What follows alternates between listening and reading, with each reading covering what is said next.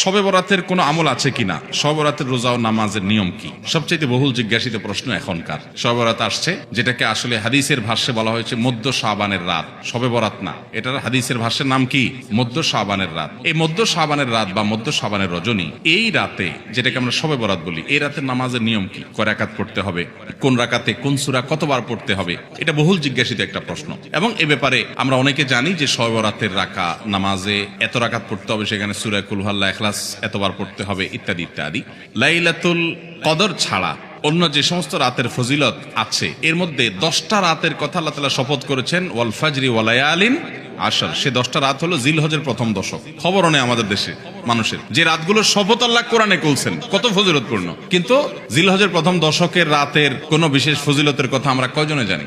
যাই হোক, মধ্য শাবান রজনীর কথা আমরা বেশি জানি শুধু না, সবচেয়ে বেশি আমরা এ রাতে ইবাদত বন্দেগীর চেষ্টা করি। তো সবচেয়ে বেশি চেষ্টা তো হওয়া উচিত হলো লাইলাতুল কদরে। এর পাশাপাশি যদি কেউ মধ্য শাবানের রাতে আল্লাহ তাআলার ক্ষমা লাভের চেষ্টা করে, সেটা দর্শনীয় না, সেটা জায়েজ। এই রাতের এতটুকু ফজিলত অবশ্যই প্রমাণিত যে আল্লাহ রাব্বুল আলামিন এই রাতে হিংসুক ছাড়া, মুশরিক ছাড়া বাকি মানুষগুলোকে সাধারণ ক্ষমা ঘোষণা করেন। অতএব এই রাতের একেবারে কোনোই ফজিলত নেই, ব্যাপারটা সেরকম না। বিভিন্ন হাদিসের আলোকে এইটুকু অন্তত সাব্যস্ত হয় যে আল্লাহ তাআলা হিংসুক এবং আপনার মুশরিক ছাড়া, মানুষের পিছিয়ে লাগে শত্রুতা, এই মানুষ ছাড়া বাকি মানুষকে মাফ করে। তাহলে মধ্য শাবানের রাত বা যেটাকে শবে বরাত বলছি আমরা, এই রাতের মূল আমলই হলো, এটাকে কেন্দ্র করে মূল আমলই হলো নিজেকে শিরক এবং হিংসা থেকে পরিচ্ছন্ন করা, সাধারণ ক্ষমার উপযুক্ত করা। এটা হলো মূল আমল, বাস।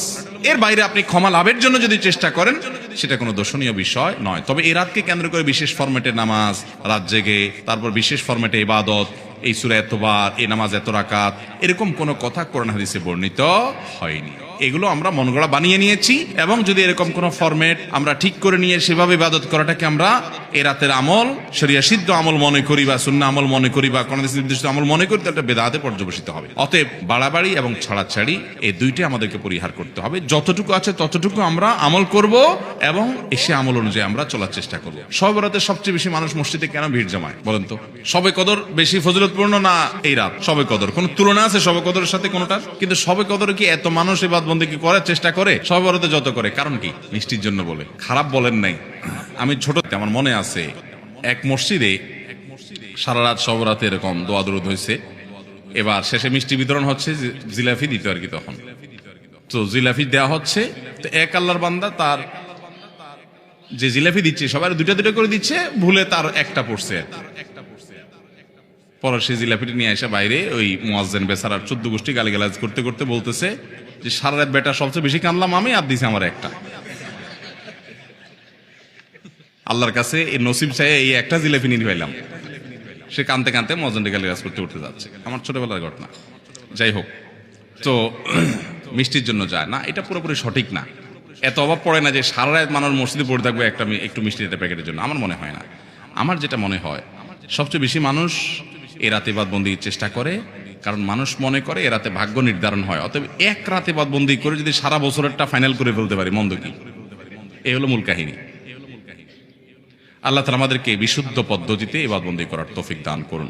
তাহলে ভাইরা আমার, মধ্য শাবানের রজনীতে আমরা আল্লাহ তাআলার কাছে ক্ষমার উপযুক্ত হওয়ার জন্য, হিংসা শিরক থেকে মুক্ত হওয়ার চেষ্টা করব। ক্ষমা পাওয়ার জন্য প্রচেষ্টা আমাদের থাকবে। কিন্তু ওই যে বেদাতি পন্থায় বিশেষ ফরমে ঠিক করে ইবাদত, নামাজ, হালুয়া রুটি খায় মানুষ। হালুয়া রুটি কেন খায়? কেন খায় হালুয়া রুটি ভাই?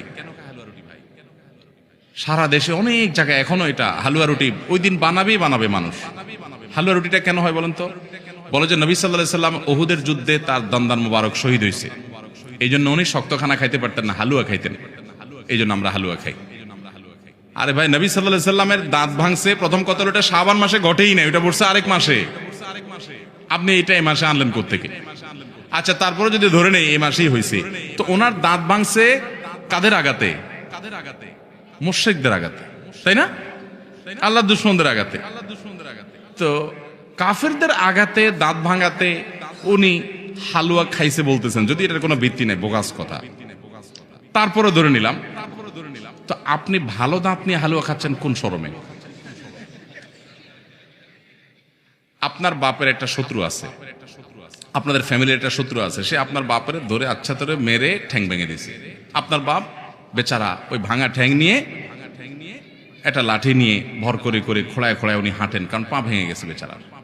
আপনি আপনার বাবার ওই যে শত্রু, যে আপনার বাপের পা ভাঙছে, ওই শত্রুর সাথে আপনার বিরাট দরম বরম দোস্তি, চা দোকানে আড্ডা ফাড্ডা মারেন, সব জায়গায় ঠিক আছে, কিন্তু বাড়িতে আইসা বাপের সামনে আপনি ভালো পাও নিয়া একটা লাঠি নিয়ে আপনি খোঁড়ায় খোঁড়ায় হাঁটেন। কেন? বাবার প্রতি সহমর্মিতা দেখা, যে আমার বাবার যেহেতু পা ভেঙে দিছে এই জন্য বাবা খোঁড়া খোঁড়ায় হাঁটে, আমি এখন ভালো পাও নিয়া লাঠি নিয়ে খোঁড়ায় খোঁড়ায় হাঁটতেছি। কি বলেন? এই দৃশ্য যদি দেখে আপনার বাপে কি করবে? হাতের লাঠিটা দিয়ে বলবে আমার পাও যা যাক, তোর আগে কয়টা বাড়ি দিই বেয়াদব, তুই আমার ব্যাঙ্গাইতে আসছস, আমার পা ভাঙছে যারা, তুই পারলে তাদেরকে বিচারের আওতায় আনবি, তাদের একটা বিহিত করবি। সেটা না করে তার লগে তলে তলে তোমার সম্পর্ক, তুমি আসছো আমার এখানে নাটক করে আমার সহমর্মিতা জাহির করতে। নবী সাল্লাল্লাহু আলাইহি সাল্লামকে যারা দাঁত ভাঙছে তাদের সাথে তো দোস্তির কোনো কমতি নেই, তাদের প্রতি তো আপনার সহমর্মিতার কোনো কমতি নেই, ওয়ালা বারা বলতে কিচ্ছুই নেই। কিন্তু আপনি হালুয়া খায়া ভালো দাঁত নিয়া আপনি নবী সাল্লাল্লাহু আলাইহি ওয়াসাল্লামের প্রতি সহমর্মিতা প্রদর্শন করছেন, এর চেয়ে হাস্যকর আর কি হতে পারে? আল্লাহ আমাদেরকে সঠিকভাবে দিন পালন করার তৌফিক দান করুন। সবরাতে আসলে ওই যে আগে একসময় আমরা দেখতাম পটকা ফুটতো, বাজি ফুটাইতো, যাক আলহামদুলিল্লাহ এগুলো পুলিশ প্রশাসনের নির্দেশনার কারণে থামছে।